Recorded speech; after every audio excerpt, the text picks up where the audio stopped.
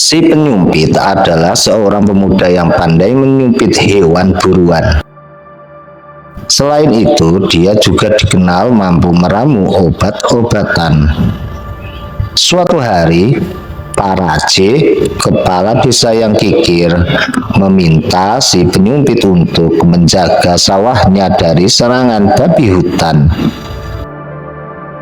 Dia selalu meminta si penyumpit untuk melakukannya, karena dulu almarhum ayah si penyumpit pernah berhutang padanya.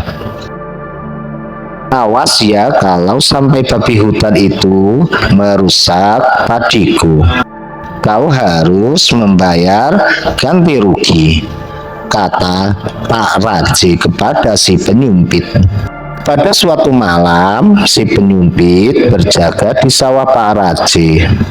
Tak lama kemudian, segerombolan babi hutan datang.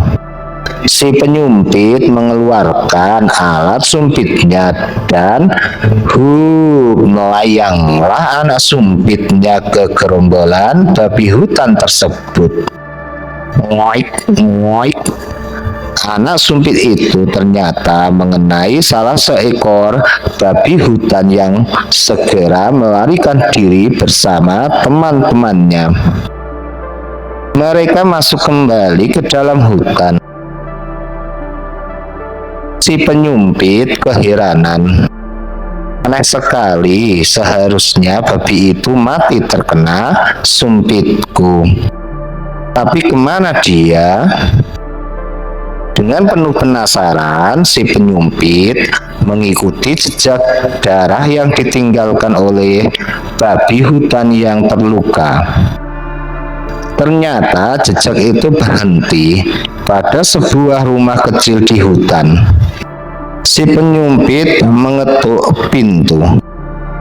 "Siapa kau dan ada apa datang tengah malam begini?" tanyanya wanita yang membukakan pintu. "Siapa kau dan ada apa datang tengah malam begini?" tanya wanita yang membukakan pintu. Akhirnya si penyumpit memperkenalkan diri. "Namaku si penyumpit. Tadi aku menyumpit seekor babi hutan. Tapi aneh, babi hutan itu hilang entah kemana. Setelah aku ikuti jejak darahnya, ternyata berhenti di rumah ini." "Oh, jadi kau yang menyumpit adik kami? Lihat sekarang dia kesakitan," kata wanita itu dengan marah kepada si penyumpit. Ternyata wanita itu dan adik-adiknya adalah jelmaan babi hutan. Salah satu adiknya sekarang terluka parah gara-gara si penyumpit. Dengan keahliannya, dia menempelkan daun kemunting ke luka gadis itu.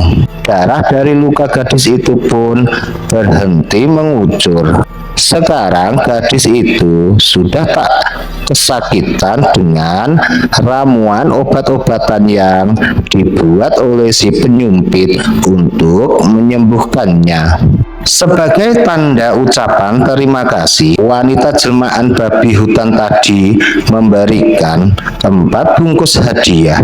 Ternyata bungkusan itu berisi emas dan berlian. Si penyumpit gembira dan merasa senang. Kemudian dia berkata di dalam hatinya, "Aku bisa melunasi hutang ayahku pada Pak Raje." Saat melunasi hutangnya, si penyumpit bercerita asal muasal emas tersebut. Diam-diam Pak Raje ingin meniru keberuntungan si penyumpit. Pada suatu malam harinya, Pak Raje pergi ke sawah dan meniru persis apa yang telah dilakukan si penyumpit. Seekor babi hutan juga terkena sumpitnya. Pak Raje mengikuti ceceran darahnya sampai ke rumah kecil di dalam hutan. Kemudian ia mengetuk pintu. Lalu, siapa kau?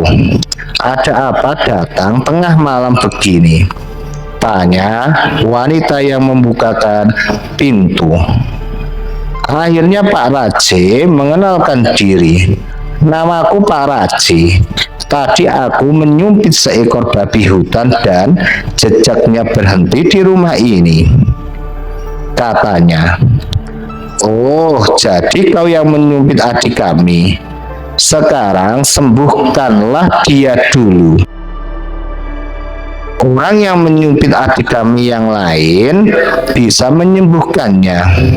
Wanita itu meminta Pak Raje masuk dan menyuruhnya untuk mengobati adiknya yang terkena sumpitnya. Pak Raje jadi gugup dikarenakan Pak Raje tidak pandai untuk meramu atau membuat obat-obatan. Dia tak bisa membuat ramuan obat. Dia tak mampu menghentikan darah yang terus mengalir mengucur dari luka salah satu jelmaan babi hutan. Karena Pak Raje gagal, para wanita itu marah. Mereka lalu mengusir Pak Raje jauh-jauh. Pak Raje amat malu dan pulang tanpa membawa apa-apa.